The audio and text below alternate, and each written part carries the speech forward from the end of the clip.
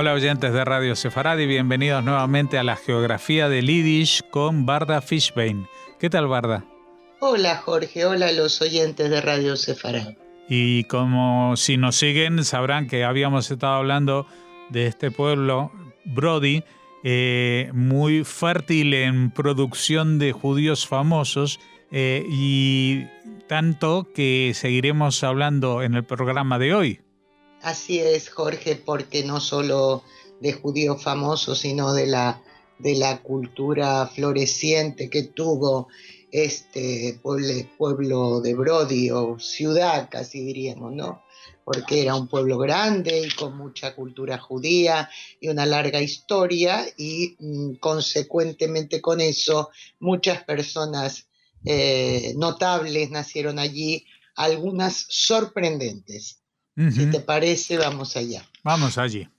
En el siglo XIX, la importancia intelectual de Brody era muy reconocida por toda la judeidad de Europa del Este, y como hemos comentado en nuestra anterior visita, la ciudad estaba en la frontera entre los imperios austríaco y ruso. Eso la convirtió también en un centro de confluencia de muchos judíos que querían emigrar a Europa Occidental o a América. Por ejemplo, en las últimas décadas de este siglo del XIX, más de 12.000 judíos refugiados de pogromos o por otro tipo de vicisitudes se encontraban en Brody con ese propósito, para juntarse allí y emigrar. A finales de este siglo, la ciudad también se convirtió en un centro muy relevante del sionismo de Galicia. Al acabar la Primera Guerra Mundial, ya en el siglo XX, la localidad pasó a pertenecer al nuevo Estado polaco y su economía se vio deteriorada, un poco por la contienda y también por la posguerra, ¿no? Eso hizo que descendiera el número de sus habitantes. Hacia 1921 vivían allí casi 11.000 personas, de las cuales 7.200 aproximadamente eran judíos. Y en vísperas de la Segunda Guerra Mundial, en 1939, los judíos ya eran unos 10.000 sobre una población total de 18.000 habitantes. Pese a la depresión económica, la vida comunitaria siguió siendo floreciente. La Unión Soviética incorporó Brody a su territorio en 1939, al inicio de la guerra, pero luego, con la invasión alemana de 1941, perdió su dominio. Apenas llegaron los nazis, asesinaron cerca del cementerio judío de Brody a 250 intelectuales, y otros 5.000 judíos fueron directamente deportados al campo de exterminio de Belzec. El resto, unos 6.500, fueron encerrados en un gueto al inicio del año 1942. En el gueto también se confinaron a 3.000 judíos de ciudades y pueblos de los alrededores. La inmensa mayoría de ellos fueron trasladados también a Belzec entre septiembre y noviembre de ese mismo año 1942. En Brody también funcionó un campo de trabajos forzados que, al igual que el gueto, fueron liquidados a mediados de 1943. Quedaban entonces 2.500 judíos que fueron deportados, pero en este caso a Majdanek. En ese mismo año, los nazis intentaron destruir la gran sinagoga, pero no lo consiguieron. De hecho, el edificio, aunque está inutilizable, tiene algunas partes que aún se mantienen en pie. Tras la guerra no volvió a haber actividad comunitaria en la ciudad, y en el bosque de las afueras se erigió un memorial del Holocausto en el sitio donde tuvo lugar la matanza de cerca de 6.000 judíos de Brody en mayo de 1943. El memorial tiene una inscripción en hebreo, en ucraniano y en inglés, y la leyenda dice: en memoria de los santos mártires judíos asesinados sin piedad por los asesinos nazis. Vamos ya con los nativos destacados, Jorge, si te parece. Muy bien. Uno de ellos, de los más conocidos quizá, fue Beryl Margulis, más conocido como Beryl Brother y creador de los Brother Singers, los cantantes de Brody. A estos artistas itinerantes se los considera el germen del teatro en yiddish. Muchas de las canciones y diálogos que representaban eran improvisaciones del propio Beryl, de las que se conservan unas 30, de las cuales 24 son diálogos entre sastres o zapateros, es decir, entre artesanos humildes. Cuando la economía de Brody decayó a mediados del siglo XIX, Beryl Brothers se marchó con su compañía a Rusia y ya nunca volvió a su ciudad natal. Publicó 3 libros de poemas, falleció muy pobre y aunque su hijo decía que fue en 1868 en Carlsbad, otras fuentes mantienen que murió en 1888, es decir, 20 años después, en una localidad cercana a Bucarest cuyo nombre es Ploiesti. Bien, de apellido similar al anterior, aunque dedicado a una actividad completamente distinta, tenemos a Max Margules, matemático, físico y químico, doctorado en electrodinámica. Trabajó en meteorología, que entonces, en el siglo XIX, estaba en pañales, y creó una fórmula que lleva su apellido.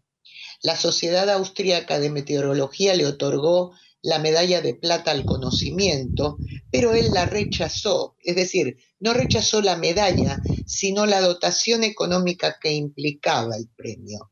Pese a su extrema pobreza, debida sobre todo a que tenía una pensión muy escasa y a la devolución monetaria que siguió a la Primera Guerra Mundial. Nunca quiso aceptar ninguna ayuda, vivía únicamente de su cartilla de racionamiento y así fue como falleció por inanición en el año 1920. Actualmente se considera Margules uno de los pilares teóricos de la moderna meteorología. En el campo literario también tenemos a un gigante, al gran escritor Joseph Roth, que en su conocida obra Marcha Radetzky describió magistralmente la época de su infancia y el antiguo estilo de vida de la sociedad austríaca imperial por la que sentía nostalgia. También ejerció el periodismo.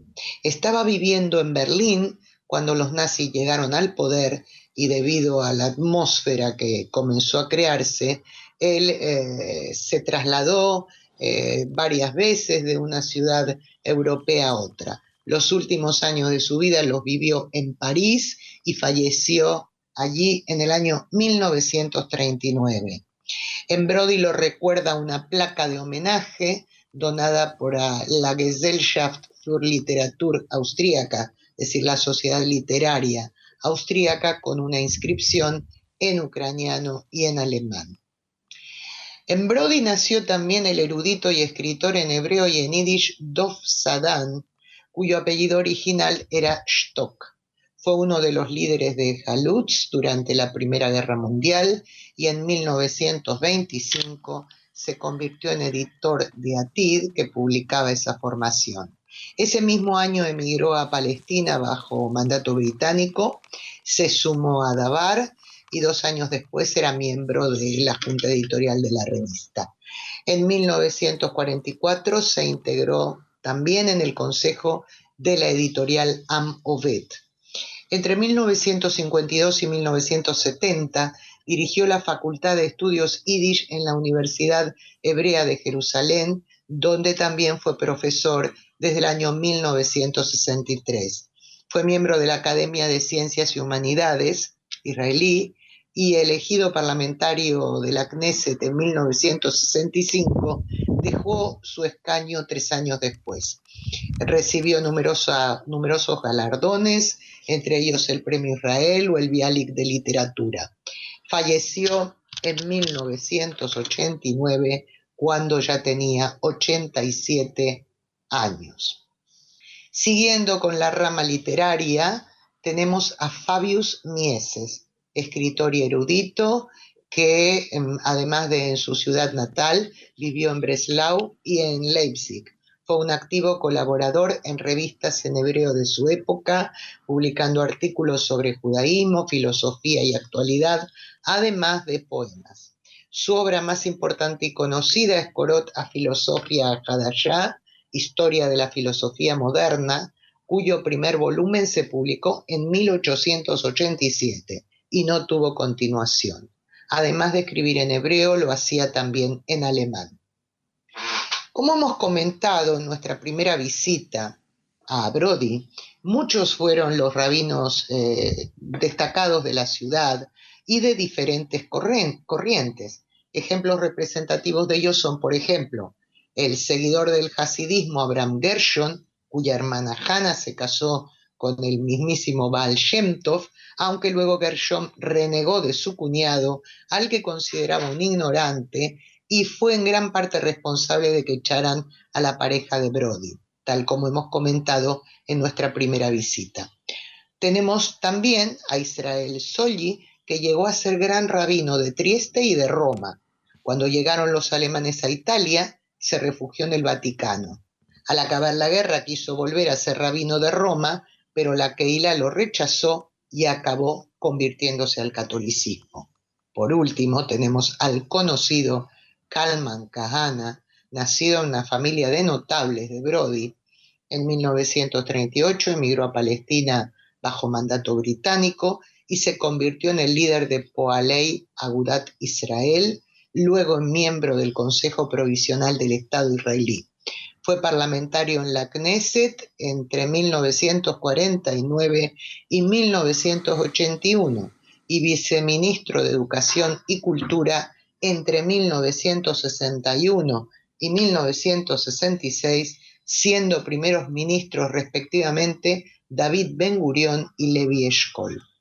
Siguiendo con notables de Brody, citamos a Yuliu Barash, que aunque nació en la ciudad, toda su carrera como médico, escritor y líder comunitario transcurrió en Rumanía. Fue líder de la comunidad judía de Bucarest y fundador del primer hospital infantil de la ciudad. Se lo considera el primer periodista judío en Rumanía y fue uno de los organizadores del sistema educativo de ese país. En 1852, nada menos, creó la primera escuela moderna hebrea que daba clase en rumano, es decir, era un masquil, un seguidor de la Haskalah. Y en 1862 fundó la Sociedad de Cultura Israelita. En el histórico barrio judío de Bucarest llevan su nombre el Teatro Estatal Judío, que se llama por Iuliu Barash Barazeum, la clínica situada junto al teatro, ya que él era médico, y la propia calle donde están situados ambos edificios, que antes se llamaba Ionescu de Labrat y ahora Iuliu Barash. Y he querido dejar para el final a la nativa de Brody, Amalia Nathanson, que a los 19 años se casó con un hombre, en su caso él se casaba por tercera vez, y al año tuvieron su primer hijo, Sigmund Freud. Amalia tuvo otros 7 hijos e hijas, sin embargo su predilecto era el primogénito, a quien llamaba Mein Goldener Ziggy, mi Ziggy de oro. Ella lo idolatraba y él le correspondía, según cuentan biógrafos de ambos. El padre del psicoanálisis describía la relación madre-hijo como la más perfecta, la más libre de ambivalencia de todas las relaciones humanas. Una madre puede transmitir a su hijo la ambición que se vio obligada a suprimir en sí misma. O sea, esta era la Yiddish mame del mismísimo Freud. De manera que a Amalia Nathanson Freud le debemos quizá la inspiración, en parte, de teorías tales como el complejo de Edipo y tantas otras que revolucionaron la psiquiatría y la psicología, tal como se las conocía hasta entonces. Amalia Freud vivía en Viena, igual que su hijo, y vivió una larga vida, ya que falleció a los 95 años. Ya ves, Jorge, lo que da de sí, lo que ha dado de sí Brody, sin que hayamos sido exhaustivos ni agotado todas las personalidades y toda su historia, pero como botón de muestra creo que es suficiente. Sí, realmente asombroso que de una población tan escasa surjan tantos nombres trascendentes para el mundo judío. Muchas gracias, Varda Fishbein, por esta semblanza de este pueblo de Brody que acabamos aquí. Y dentro de 2 semanas, pues seguiremos recorriendo la geografía del Yiddish con una nueva localidad. Gracias. Hasta entonces, Jorge, gracias a ti.